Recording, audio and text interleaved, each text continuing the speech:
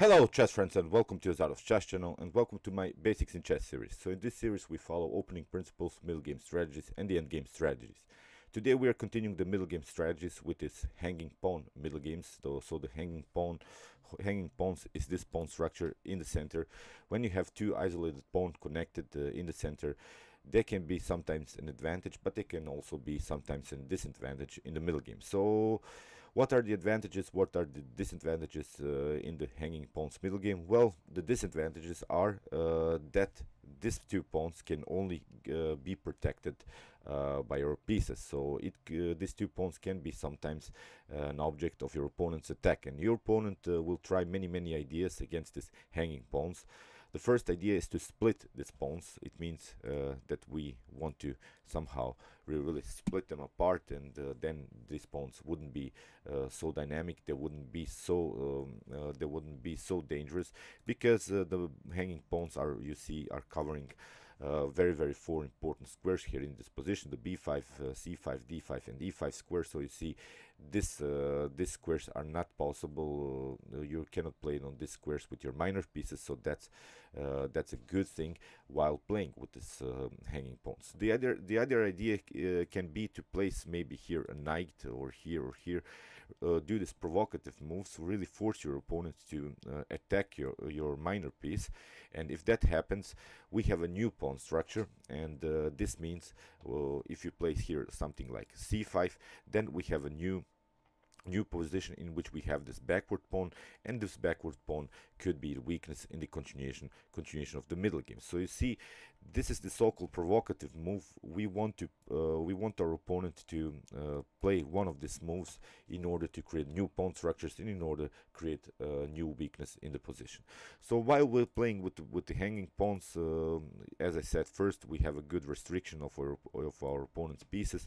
So our opponent cannot play with his minor pieces, maybe with his knights, bishops, rooks, and many of these good pieces cannot be placed here in the center.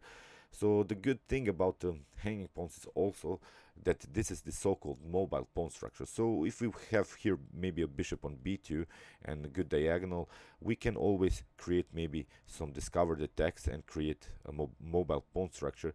But if you push the pawns, you have to always realize these outcomes of this potential pawn moves in the center. If that happens, this pawn on d5 or this pawn on c5, if the position gets changed, if we get maybe an isolated pawn, then this pawn has to be supported. I'm not saying that this isolated pawn has to be always a weakness, but if that happens, if you have to create an isolated pawn, at least it has to have a good support. So let's see now a couple of examples of this good and bad examples of this hanging pawn situation. So first of all, here we have a game played by Rafael Vaganyan against Anatoly Karpov. Anatoly Karpov here with the black pieces has this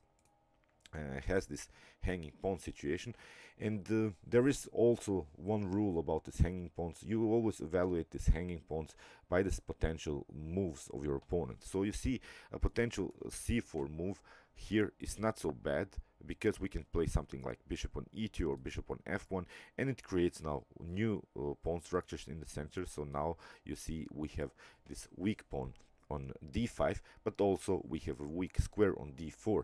So you see, this c4 move is not good here for black. Of course, here the d4 move is of course not good because you simply lose the pawn. So that's how you can sometimes evaluate the position of these hanging pawns, by this possibility of these pawn moves in the center. So you see, from black's perspective, these hanging pawns are not so powerful. They don't have such a good mobility, so that's why white can really play aggressive against this hanging pawn. So let's see. Here Karpov played queen on c8. We have b4 with the idea, as I said, we want to split the pawns. We want to create new pawn structures. And sometimes, of course, it's possible to even sacrifice the pawn if you have your calculations right. Here, Rafael Vaganyan played a really great tactical game. After b4, c takes b4 was played, a takes b4, bishop on b4, but now knight on a2, and now bishop on a3. Here queen on b1 with an attack, bishop on c1 was played, rook takes on c1, and now we have knight on c5. We have bishop on e4, of course d takes e4, but now knight on d4, with the idea, of course, to take rook takes on c5, and then also to take out this bishop on b7. Here bishop on d5 was played, knight on b4, we have queen on b7, but now rook takes on c5, rook from f to c8, rook takes on d5 was played, and now queen takes on b4, but now queen on d1, we have queen on a4. Of course you cannot take, because then you get checkmated on c1. But here Rafael Vaganian finds a very nice move, rook on d8. Here king on f7 had to be played, and here after queen on h5, the legendary Anatoly Karpov had to resign this game. So really, you see, this possibility to attack this hanging pawns is sometimes a good idea in the middle game. If you have the opportunity, attack the hanging pawns, split them apart, create new pawn structures, create new weaknesses in your opponent's position, and try to get use of these weaknesses. So now we have a new position again. It's hanging pawn situation. Here we have, with the black pieces, Robert James Fisher, the legendary Bobby, with the black pieces. But again, we evaluate a little bit this hanging pawn situation that Bobby Fischer has here.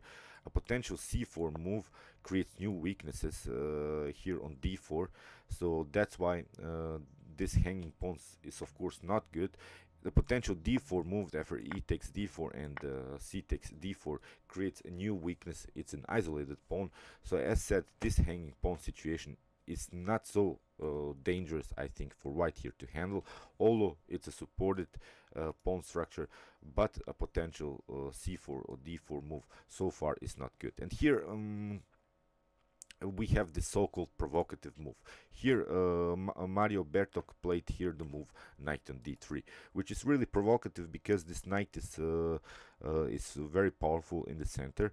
And here Bobby Fischer played the move c4, and here we have knight on f4. But when that happened, we have here a new weakness, and now it's this square on d4, and of course this pawn here on d5. So when the mobile pawn structure changes into a static one, like here with this hanging pawns, now it's a new position. It's a new position with many weaknesses for black here. And here rook from f to b8 was played. Now rook on b1, bishop on f5, but now rook on d1, knight on f6. And I'm not going to explain you the whole game, but here you see black has some troubles here, because here we have the d5 pawn weakness, and Bobby Fischer had many troubles in order to continue in this game. So as said, when we have this continuation, when we have this hanging pawns, we want to create new pawn structures, like here, create an isolated pawn, create maybe this backward pawn, create weak squares here, like the square on d4, and continue into a favorable endgame. So here we have also a position. It was a game played by Wilhelm Steinitz against Adolf Anderssen. Well, the two great players from the romantic era of chess. They were really powerful and tactical players. Here we have again the hanging pawns. Again, you see c4 doesn't bring you so much. Here the d4 also, and here Adolf Anderssen tried the move knight on e4, and here Wilhelm Steinitz immediately took bishop takes on e4. We have d takes e4, and you see again we have a new pawn structure. Now we have two weak pawns. So Wilhelm Steinitz managed to split these hanging pawns apart and create a new position in which black has now many pawn islands and many problems to continue and defend this pawn. So here rook on d1 was played, bishop on g5 of course, but now first knight takes on g5, queen takes, and then here rook on d7, This bishop is blocked out, and again white has a better middle game here. Here the c4 is hanging. Also, this could be a target. We can always play a blockade against this isolated pawn. So Wilhelm Steinitz won this game very easily. So let's see now two examples of some good hanging pawns. You see, now we have the c4, d4, and it's a game played by Paul Keres against Mark Taimanov. Here you see we have now a certain mobility here with these pawns.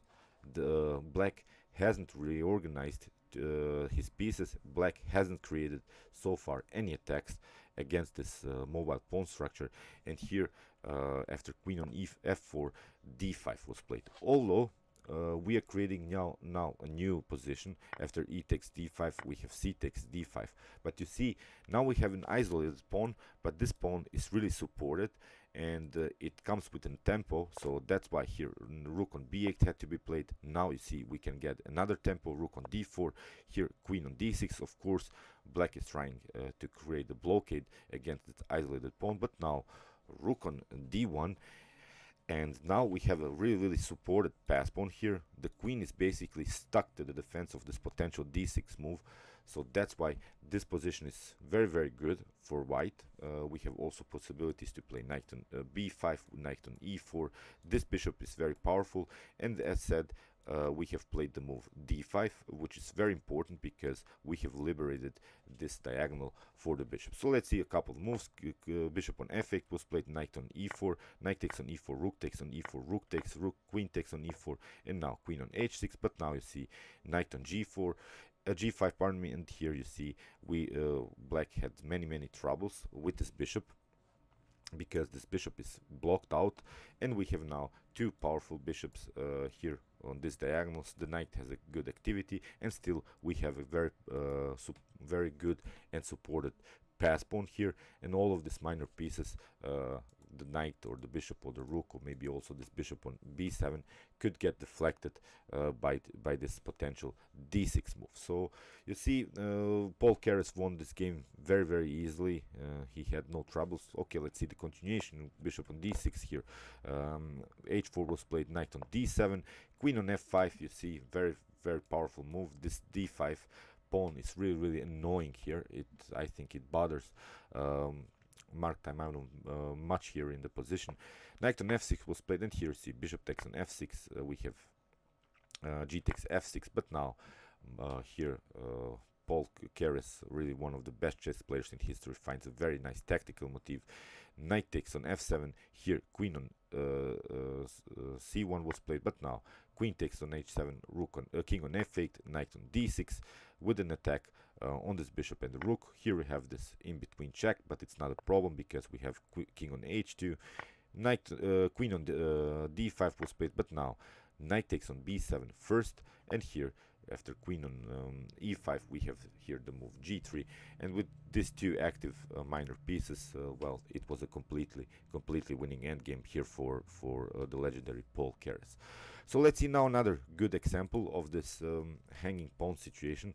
Again, you see these pawns are very supported here. They are very powerful, and this knight on c6 is a little bit in danger, because in the next move we can of course play the move d5 and again open the position. But as I mentioned in my previous example, it comes with a tempo, and it's a huge difference if it comes with a tempo, because with this opening of this diagonal, it has to mean something. So you see now how the legendary Gari thus opens here this diagonal for the bishops. Here we have after knight on a5 we have this move d5, e takes d5, c takes d5, bishop takes on d5, but now bishop on h7 with the discovered attack here. Rook takes on d5, and now king on g8 was played, but now Garry Kasparov found a very nice tactical motif. Bishop on g7, king takes on g7, knight on e5. Now these pieces are really dancing around white's king, black's king. Rook from f to d8 was played, queen on g4, king on f8. Here queen on f5. We have f6, but it's not a problem. We have here a powerful move, knight on d7, rook takes on d7, rook takes on d7. Here queen on c5, but now queen on h7, here rook on c7 was played, but now queen on h8, and I'm not going to show you the whole game. It was really completely winning game here for Garry Kasparov. All I wanted to show you is this very, very important moment in the game here. After c4, and here e takes d4, we have after knight on a5 a very, very good game here for the bishops, because we can really open the position with this mobile pawn structure, with this hanging pawns, creating new positions. But you see, after this trades of pawns here in the center, we have this discovered attack, so you have to be careful with this hanging pawns. You have to see some tactics, of course, like Garry Kasparov did here in the game. And here the king was really a little bit lonely here, because we have the lack of defender situation here around black's king. The black's king doesn't have any more some knights or some bishops in order to protect here. He has only these two pawns, and of course Garry Kasparov sees this kind of things with this very, very nice tactical shot with the move bishop on g7. So as said, let's go back. The ideas with the hanging pawns, when you're playing with the hanging pawns, is of course to create some kind of a tempo, some kind of a dynamics in the game. When you're playing against this hanging pawns, you should split them apart somehow, or create new pawn structures, like backward pawn situations or isolated pawns, which could be a weakness for your opponent, and then get use of these weaknesses. Okay, I hope you enjoyed this video, and meanwhile you can watch my other basics in chess videos with some other opening principles, middle game strategies, and the end game strategies. And you can also watch my chess tactics and chess puzzle series, in which I show you all of the possible tactical motifs that can happen in a chess game. Thanks you for watching, guys, and chess is the best, of course.